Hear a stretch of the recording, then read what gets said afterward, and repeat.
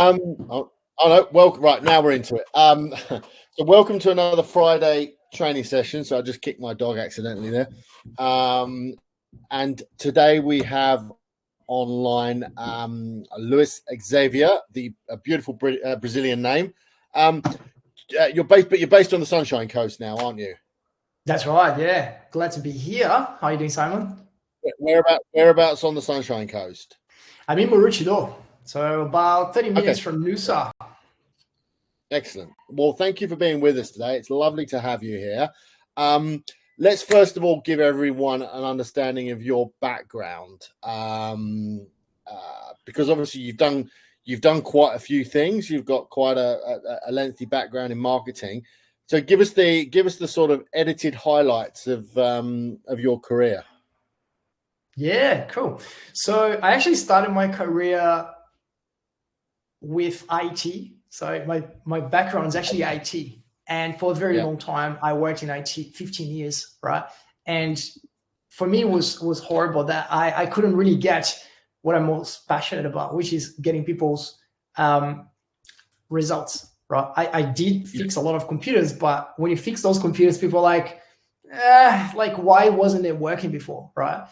And that's why I'm like, I can't do it anymore. I'm going to go into the marketing side of things. That's something that I always wanted to do since I was a kid, but I didn't do it because at the time marketing wasn't as cool as it is right now. It's like we didn't have advertising, we didn't have social media, we didn't have any of that, right? So it's just like yeah. newspapers and magazines, and I'm like, it's not what I want, but I always had an eye for marketing.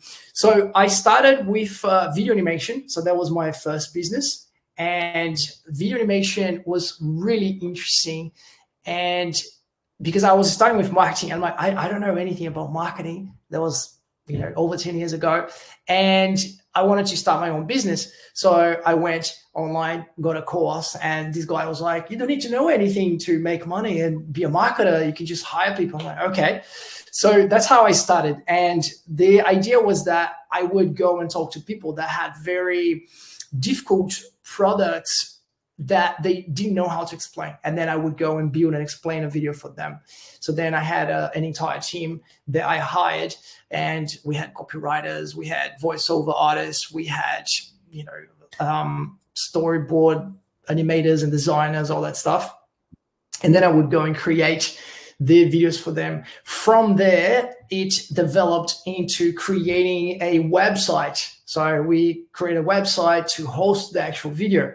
And then with that, we're like, well, now people saw the video, they're interested in the product, let's do email marketing. And then one thing takes to another, and we are here talking about customer journey because that's how it goes. So you start from someone looking you up in a social media or ads, and then all of a sudden they're going through your customer journey, your pipeline, to get to know you a little bit more, and so on.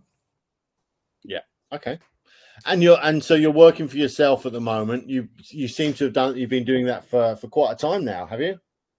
Yeah, absolutely. Yeah. So I always worked for people when I was in IT, and I struggled. I struggled with the 9 to 5. I struggled with the politics in the office. I struggled with a lot of things that I didn't really appreciate. And working for myself gave me the ability to really choose who I want to work with, and I absolutely love that. And I work more, right? You work a lot more when you work for yourself, but it's a lot more rewarding.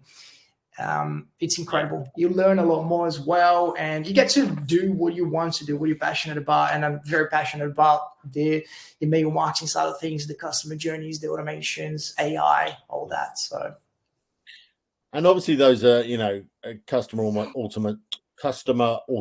automation, and AI is obviously big, big news at the moment. And for those of us in marketing, we get bombarded by, 20, 30 emails every week, and people trying to sell us AI systems and things like that.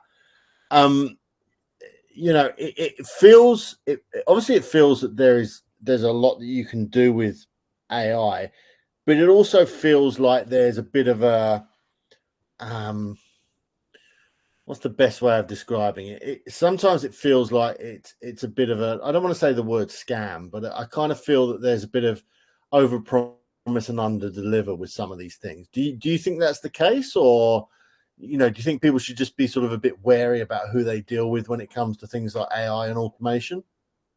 100%, and I agree. A lot of people are talking about the AI bubble now, right? So you see lots and lots of SaaS just popping up, and they promise the world, and it's difficult. And it's very interesting because if you know how to do something and you leverage AI to amplify that, then this works really well, right? Yeah. But if you're just trying to use AI to do the work for you, that's when you get problems. And for me, for example, I'll give you a very clear example. So when I am creating the customer journey for my clients, I don't write the emails. Okay. I don't, I am an email marketer and I don't write the emails. And people are like, what, why? Yeah. Right. And I'm like, I do things differently and it works really well. So my clients, the majority of them are in the US. I don't know if you're familiar with ClickFunnels, but the majority of my clients, they came from ClickFunnels. They are 2 Comma Club winners, meaning that they are people that made $1 million within their first year, right? Or within 1 year, I would say. And some of those, they actually made 15 million. So when they come to me, they either have problems with email deliverability or they have problems with their customer journey. Okay. And then I help them to fix those issues and automate their processes, automate the onboarding and so on. So when it comes to the AI side of things, it's, we really need to be very careful. So how do I use AI to really maximize the work I do? I use AI to understand the most important things about the 2 components that will really dictate how the customer journey is going to be. The first one is going to be the target audience, okay? Because they are the ones that have the pain. So that's a problem that we want to solve. And then the actual business itself, where they have the solution. So we need to understand both, so then we can craft the right message to the right people and send them at the right time in the customer journey. And I will, if you allow me, share my screen and show you very shortly a customer journey, because I think it's really cool. But I'll just finalize this point. So with the things I do, I always tell my clients, the more I work with you, the better I'm going to understand your business, and the better I'm going to be able to provide you with solutions that will really move the needle and get you the sales and the results that you're looking for. And I use AI to amplify that. So I get AI to go and scrape all the clients' websites, documents, emails, like literally everything. And then I have a database where I can leverage all the information. So when I'm crafting, let's say, a welcome email sequence, instead of telling AI, go and write a welcome email sequence, I'm actually going to ask AI to craft instructions to write a welcome email sequence based on everything it knows. So then you're going to have emails that have bullet points, and then I send that to the client. And the client, right, like my client, knows everything about their business. They're very passionate about it, and they know their customer, their target audience, and they'll be the best people to write the emails about what they're trying to offer, about their pain points and so on. So let me share my screen real quick, and I'm going to show you what I mean by the customer journey, because I'm very visual, and I think it's best if I actually share how the customer journey works. Can you see my screen? Yes, go for it. Yeah, it's still there. Perfect. Okay, so this is not necessarily a customer journey. This is something that I put together so I can actually show people how a customer journey looks like, but it's not something that you can go in and implement, let's say like this. Like usually when I work with my clients, I understand their business and I create a custom customer journey for each one of them. So in here, we've got lots of different channels. So we've got Facebook, we've got YouTube and so on. And here we've got an opt-in. So that means that we are getting people's attention, and then we are asking them to either download a lead magnet or come to watch a webinar or whatever it is. We're collecting their information. And we only have one opt-in here, but we could have many opt-ins. We could have, in fact, one opt-in for each one of those channels. Okay, sometimes one opt-in for each one of the ads that we're running and so on. And this is very important because then we can capture where they're coming from. And then towards the end, we can actually see who is purchasing from what channel, which means that if someone is buying from a particular ad set that we have and it is converting, guess what? We can pump more money into this ad set and we can get more customers in the other end, right? On the other side. So they come in, opt in, right? And they go through, in this particular case, they go through the welcome email sequence. The welcome email sequence is going to be about them getting to know who you are, like what you do, and absolutely trust you. So then when it comes the time for them to marry you and buy your product or book a meeting with you, they're going to be ready for it. We also do objection handling. We show them some case studies, testimonials, and we really dig into the pain that they have, so then we can provide a solution. Just today, I had someone say, hey, I sell this thing and it's so valuable. We get a lot of people, they're very happy. But when someone sees it for the first time, they're like, oh, I don't have a budget for this. And the problem with that is that they're not nurturing the leads correctly. People don't see value. So if they don't see value, they don't have a budget. There's no urgency, there's no scarcity. Right? So we need to build all that into the welcome email sequence. And in here, we've got the custom audience, and that's about the omnipresence. So we can send ads at the same time that will go along with the emails that we're sending out. Okay. Then once they go to the sales page and they're ready to buy, if they buy, happy days. I'm going to go through that very shortly. But if they don't, we continue to nurture them. So we might send them an educational email sequence where they are going to continue to know why they should take this on this particular offer, how this is going to help them. We might share some more case studies and so on. We might put a limited time offer. I really like a platform called Deadline Funnels. Okay. And if they don't take on this limited time offer, then we do a follow-up. And the follow-up, we're a little bit more aggressive. We also show some other ads, but now we're also using SMS, for example, along with the email. If they don't convert, depending how the business is, if they have a sales team, the sales team can call them up and they would have two very important tasks. The first one would be to sell, right? And the second one, if they can't sell, we want to know why they didn't buy in the first place. Right. And this is crucial because if they didn't buy because they got too many emails, well, we need to fix this up. If they didn't buy because they didn't understand the offer, we need to go and fix the offer. If they didn't buy because maybe the ads that they got didn't have anything to do with what they were looking for, we need to know. Right. So then we can go reverse engineer, fix everything and get this ready for the next lead.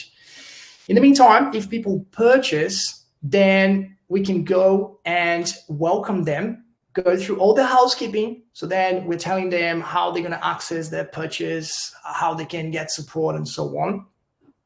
I work with a lot of people that have online courses. So if they have online courses, if they're consultants and things like that, if they have a SaaS, for example, I also work with a lot of people that have SaaS, they can plug events from their platform back into the customer journey, meaning that if people need to log into a course and they haven't actually logged into this course for a week, we're going to send reminders, hey, continue your course so you can get the benefits, So we can use the customer journey for these as well. And then at some stage, we've got a survey. And the survey is very important because we want to understand if they're happy. If they're not happy, we're going to address that. So there's an admin notification that will be sent to the business. But if they are happy, guess what? We can now sell them the next biggest thing that will help them further. We can ask for a testimonial, we can ask for a referral, and so on.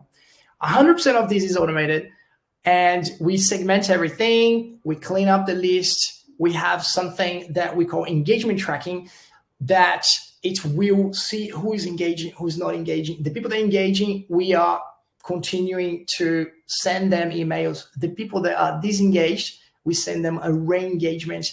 And the people that are inactive, we unsubscribe them to make sure that email deliverability is working correctly. Then we've got the newsletter. And as you can see, the newsletter, we just send them newsletters in the very end, because there's no point sending them a newsletter if they haven't got to know, like, and trust you, if they haven't seen your offer, and so on. Okay. And that's pretty much it. So that's how I usually do my customer journey. Does it make sense? It does. Well, one of my questions, which I think you've kind of answered there, was what sort of industries does this work for? Because obviously it's you know, it's not for everybody. 100%. Yeah. So and you were very much correct. I tried to do something similar for lawyers, for example. Horrible. They're very busy. Yeah. They don't read email. So some industries, it won't work. So you gotta be aware of that as well. But for me, for example, all my clients, the majority of them, they are either consultants or course creators or SaaS. So those are people that rely very heavily on emails to nurture their leads. And when it comes to advertising, for example, if you don't lean on email marketing, you're going to have problems. Like, you need to maximize your profits. I even work with publishers. So those are people that they run ads, and then they take people into a quiz, and then they're trying to push them back into some content that will show ads to those people. So then they make money off the ads inside of blogs and so on. Yeah. Do you, I guess my other question is, there's a lot of, you know, we see a lot of people getting a lot of emails, that getting that cut through with emails now, emails not ending up in spam. Is that a challenge? Because it feels like there's this tsunami of emails that people are constantly getting that perhaps are getting ignored. Yeah, and you are correct. So the majority of the clients that come to talk to me, they come to me because the emails are not arriving in the inbox. They're going straight to spam. So they're like, I've got a horrible open rate. I had clients with 1 million contacts in their database, and they had 6%, 4% open rate. So this is horrible. Okay, so out of 1 million, you've got like 1%, like 4% of the people in that list reading your emails. And when you understand that email deliverability is actually very simple, it's just that people don't understand the concept. So yeah, it's just about engagement. Okay, so if you are sending emails to the people that want to read your emails, your email deliverability will always be high. Okay, so what I do before I start any kind of projects regarding customer journey, email deliverability is the main thing we need to worry about. That's the solid foundation. So what do we need to do to make sure that email deliverability is healthy? Number one, authentication. So we need to make sure that the SPF, DKIM, DMARC is working correctly. We need to make sure that we've got DMARC set up so we can actually check the IP reputation, domain reputation, and so on. Then the most important thing of all of it is have the engagement tracking. So then we know who is engaging in the past 30 days. We continue to send emails to them. If they disengaged, well, we are going to send a different kind of email. That's customer journey, right? So we're trying to re-engage them.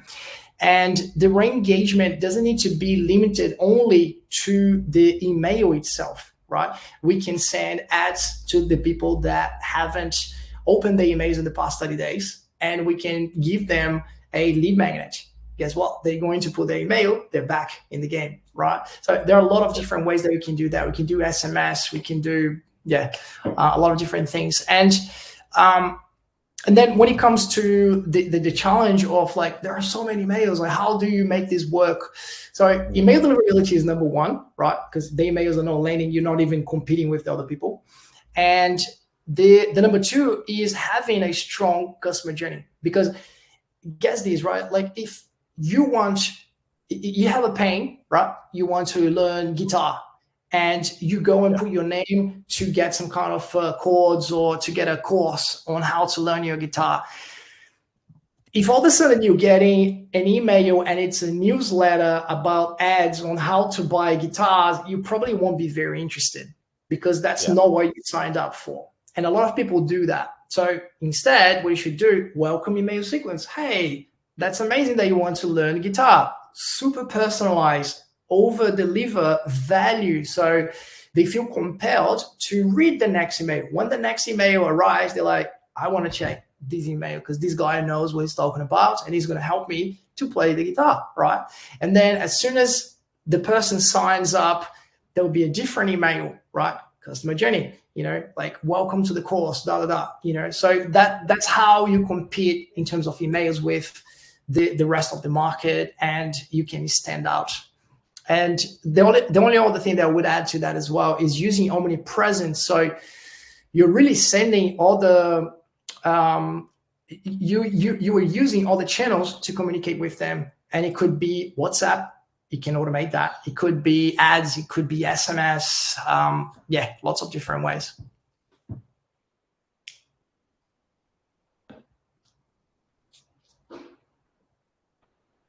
I think we might have lost you there. I think your connection is playing up. So while I'm waiting for you, I'm going to tell you another thing that you could use as a channel that a lot of people disregard. And this thing is a message that you can send through the browser. So you can get people to... I'm still here. Yeah, cool. So you can actually say, click here if you want to receive messages about our business. And then if they say yes, you can actually send messages directly to their browser. So this is very powerful as well. And it's another way that you can communicate with them. My internet is causing me some issues here, so I'm just going to turn my camera off for a second. So hopefully you can that's all good. Still hear me there. I can definitely hear you. I guess probably cool. One of my other questions was you've obviously mentioned, this works in certain industries. It doesn't work in other industries. For those industries it doesn't work in, what obviously you specialize in certain things, but looking at something like the law industry, is there anything that you do that you think could be applicable to some of those industries where perhaps the full model doesn't work? Is there any lessons that they could learn from that? Yeah, 100%. So customer journey will happen regardless if you're using email marketing or not, okay? It's just about understanding their journey when they are going to find a solution to their problem and then move from there about learning and so on. So the customer journey could well be that people will go through an ad, and then from the ads, they are going to get perhaps sent into a blog where they're going to read about the blog. And then from there, they're going to take action. They're going to receive an SMS. So it really depends. It's very important to consider that different people will learn in different ways. Okay. Some people prefer to watch videos. Some people prefer PDFs so they can actually read the PDF. And that goes back to the point that I made in the very beginning of this conversation. The more you understand the target audience, the more you understand the solution that you're going to provide to them, the better and more equipped you're going to be to provide a customer journey to them that will be an experience. That's what you want to do. You want to have that experience. It's like when you go into, I don't know, a doctor, and you get there and there is like a beautiful place for you to sit down, and there is like TV and tea and coffee, and then when they call your name, there is like this assistant that is all dressed up. Hey, Mrs. Lewis, Mr. Lewis, the doctor is waiting for you. Like, please follow me. All that stuff. It's the experience. It's what you make them go through that they appreciate, and they go like, they get me. I got this pain. They know how to solve this pain. I got to know who they are. I got to like them, and now I trust them. So let's shake hands and make it happen. Yeah. Okay. Look, if there's someone interested in sort of getting into this, obviously the other things you've mentioned, a couple of tools that you use. I think if I remember rightly, you've got quite a significant background in campaign manager. Was that right? What are some of the Yep. So go on. What are some of the other tools that you sort of recommend that people can look at if they wanted to do this themselves, for example? Yeah, absolutely. So for the most part, if you are using email marketing, which most people will be using for customer journeys, I would recommend having a very robust platform that you can leverage from. I personally use ActiveCampaign a lot. I use GoHighLevel a lot. And those two platforms, they are platforms that they have powerful CRM. They've got automations. You can send both email and also SMS from. And in terms of the automation side of things, when I need to integrate different platforms, I use NA10. I think it's a fantastic, fantastic platform. It's very cheap. You can even self-host it and pay like $20 per month, and you've got unlimited automations that you can run.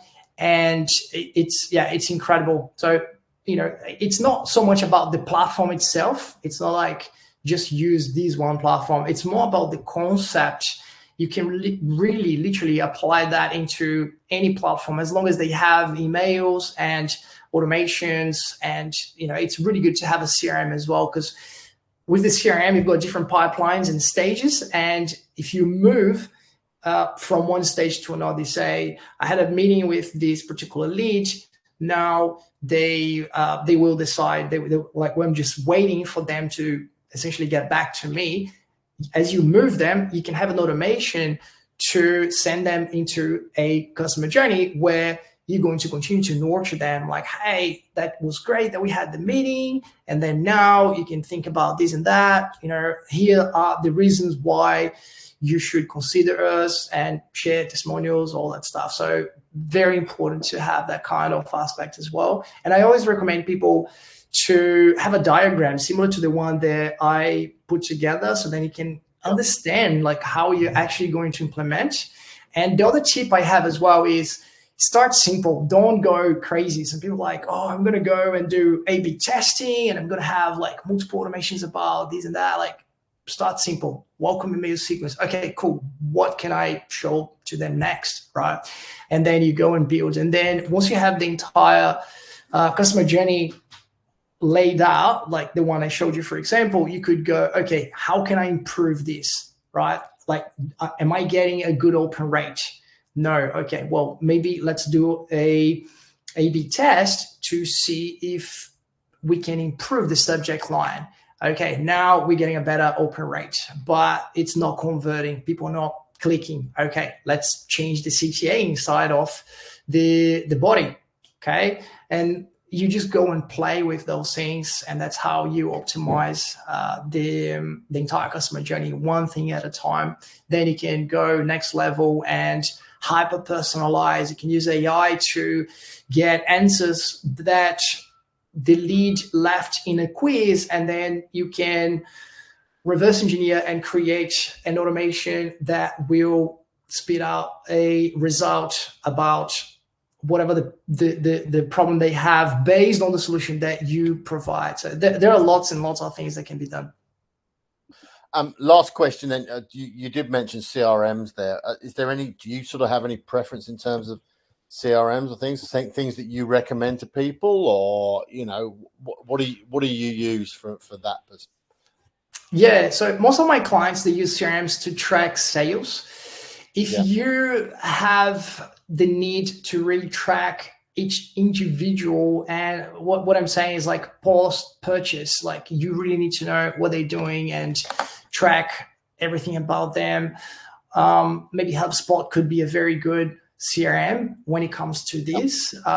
Most of the time for my clients, just having a CRM that you can track where in the stage of the pipeline each lead is, like it's enough. So I had clients using Trello. I don't recommend, right? And I actually have a new customer. She's the owner of a SaaS, and she created a brand new SaaS that's already valued at 3 million. And that's about like killing Trello and all that, because all those platforms, they essentially will track to a certain extent the work you're doing, the leads and all that stuff, but it's not managing the time. It's not really being efficient as a way to track things correctly. So yeah, definitely check. It's called the Can ticket, and I actually want to see if I can bring her here because she's amazing, and I think you guys would love talking to her as well. Yeah, I look from our perspective. We use Pipedrive as our CRM, which we found it's a great platform. We yeah, a fair amount of exhaustive research on those. So you know, that's something that we've found to be, you know, cost effective and very, very handy, and does what you need it to do. So all right, look, mate, thank you for your time today. It's been super helpful, and I think my thing is freezing again. Stupid internet. Anyway, mate, it's been super helpful. Thank you very much. Anyone who wants to reach out to you, where can they find you? Yeah, absolutely. They can go into my website. So it's sales, SALES, studios, STUDIOS.com. So salesstudios.com. And they will be able to find all my case studies, and will be able to book a meeting with me if they need anything. And that's pretty much it. Simon, thank you so much for having me here.